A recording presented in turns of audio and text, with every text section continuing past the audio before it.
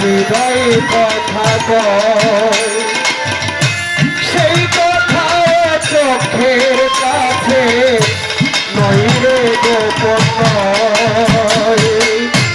সকল কথার মরণ হইলে হৃদয় কথা কয় সেই কথা চোখের কাছে নইরে গোপন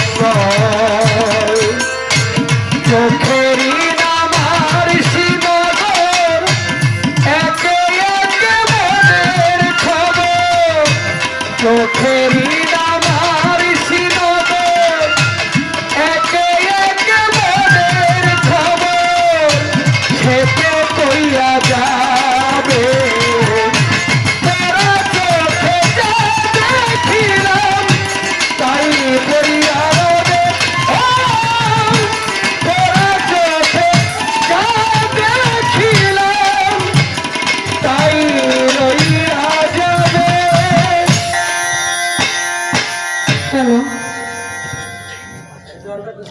যাই হোক অনেক সুন্দর আমার যা জানার বিষয় ছিল তা সুন্দর করে তার কথার কোনো অভাব রাখে নাই।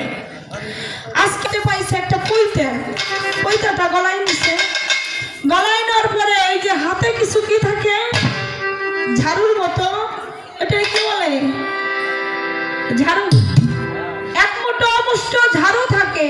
ওই ঝাড়ু হাতে নিয়ে যখন কাছারি ঘরের সামনে যায় যে দেখে রাজা সাহেব দেখে একজন ব্রাহ্মণ যাইতেছে, আজকের সকালটা আমার খুব ভালো হবে ভালো হবে। ওইটা যে জাইলার ছেলেও তা জানতেছে, রাজা সাহেব জানতেছে না, তাই আজকে এই ব্রাহ্মণের সাথেই আমার মেয়ের বিয়ে হবে। মেয়ের বিয়ে দিছে, বিয়ে দেওয়ার পরে ওই জাইলার ছেলে করে কি সকালে 3-4টা বাড়ি মারে, রাত্রে শোয়ার সময় 3-4টা বাড়ি মারে, প্রতিদিনই এরকম করে মারে। মারার পরে ওদের পাশের গ্রামের আরেকটা জাইলা, ওই জাইলায় আবার ঠিক না বলছে কেরে বুঝছি রাজার মেয়ে বিয়ে করছে, এটা তো বড় একটা বিশাল একটা জ্ঞানজাম লেগে গেছে। এখন ওই মেয়ে আবার কান্না কান্না বলতেছে বাবা আমার স্বামী আমার দেখতে পারে না, আমার সর্বসময় খালি ঝাড়ু পিটা করে।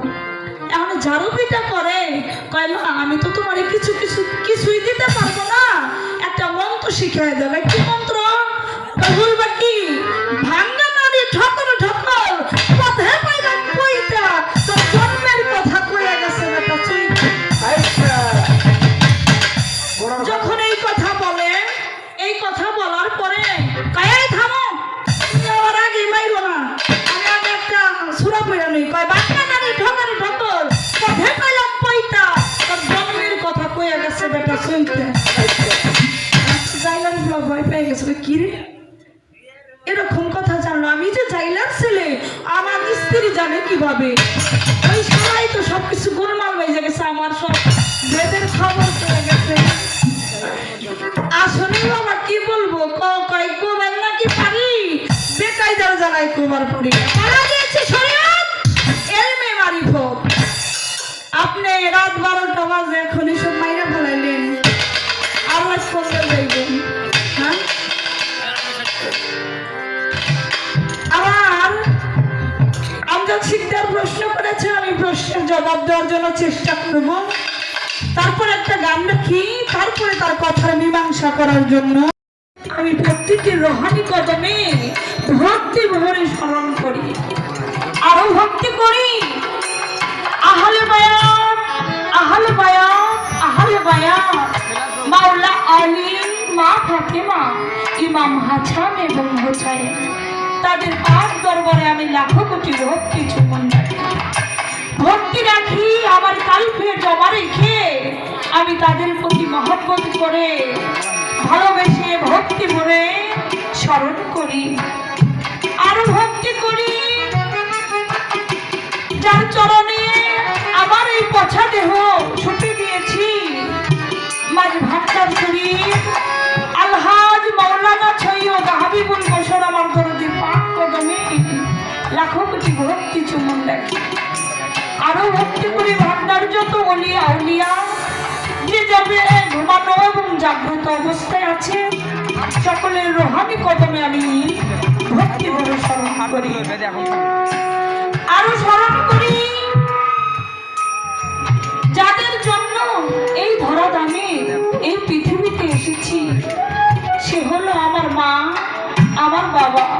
প্রত্যেকটা মা বাবার পাক কদমে আমি লাখো কোটি ভক্তি চুম্বন রাখি। আজকে যেখানে হাজির হয়েছি, যে সাধু বাবা যার দরবারে যার জন্য আজকে এত সুন্দর একটা আয়োজন হয়েছে মিলন মেলা। এই মিলন মেলা একে অপরের হয়ে যাওয়া, তার নাম হলে মিলন মেলা।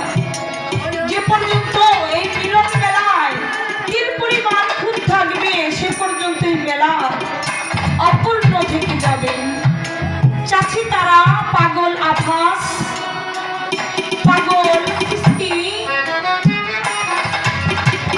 52তম উরুস মোবারক আমার দরদির পাক কদমে আমি লাখো কোটি ভক্তি চুমুন রাখি।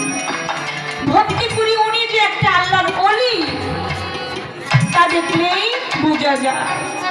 আমি তাকে স্মরণ করে সে যেন এক নজরে আমাদের তাকিয়ে